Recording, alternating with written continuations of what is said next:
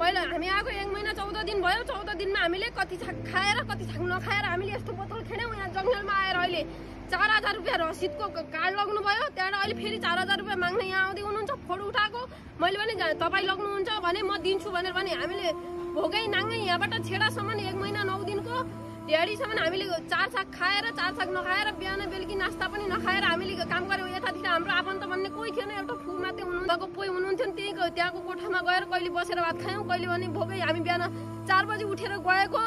अनि अहिले हामीसित पैसा पनि 1 रुपियाँ पनि छैन। ड्राइभरले हामीलाई नास्ता खेलाउनु भयो। माथि छेडामा 50-50 रुपियाँको एउटा चना र अन्डा खेलाउनु भयो। हामी ल्याएर अनि त्यहाँदेखि यो फोट ल्याएर यहाँ आउँदाखेरि यहाँबाट हामीले हाम्रो बालबच्चा पाल्ने पनि यही हो, बालबच्चालाई लेखाउने पढाउने पनि यही हो, हाम्रो चाउलो खाने पनि यही हो।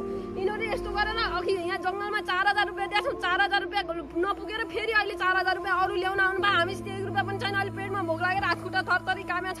हामीले फेरिबाट उठायौँ 2 बोरी। त्यहाँ समिति अङ्कल हुनुभयो र ती 2 बोरी यस्तै 2 बोरी बोतलहरू हामीले त्यसै घरमा राखेछौँ। समिति अङ्कलको घरमा राखेछौँ। अङ्कललाई सोध्यौँ अङ्कल रसी केही चाहिन्छ कि पहिला आथ्यौँ तिर्दैनौँ, अहिले तिर्नुपर्छ कि के हुन्छ भनेर पर्दैन नानी लैजाऊ राम्रो हुन्छ फेरि पनि आउनु भनेर भन्नुभयो। बोरीहरू उठाए देखेर राम्रो हुन्छ। बबैबाट उठायौँ। बबैबाट यहाँ भेरीको पुलको च्यानकाटको उठायौँ। अनि यहाँ भेरीबाट माथि अनि छेडासम्मरी उठायौँ। अनि अब यहाँको अब एउटा बोतलको 50 पैसा लिन लाग्नु भएको समितिहरूले एउटा बोतलको 50 पैसाले जोडेर हामीबाट कर तिर्नुपर्छ भनेर अहिले अब 4000 रुपियाँ दियौँ। 4000 रुपियाँ अझै दिनु छ। अनि हामीले कहाँबाट कमाएर दिने? 1 महिनाको मेहनत 1 महिना 9 दिनको मेहनत हाम्रो त्यत्तिकै जाने भयो। अहिले हामीले के गर्ने?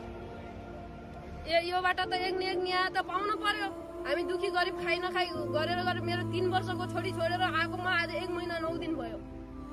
यस्तो गरिरहन हामीलाई अहिले पनि जङ्गलमा आएर 4000 रुपियाँ लगेर जानुभयो, ठाउँमा होइन।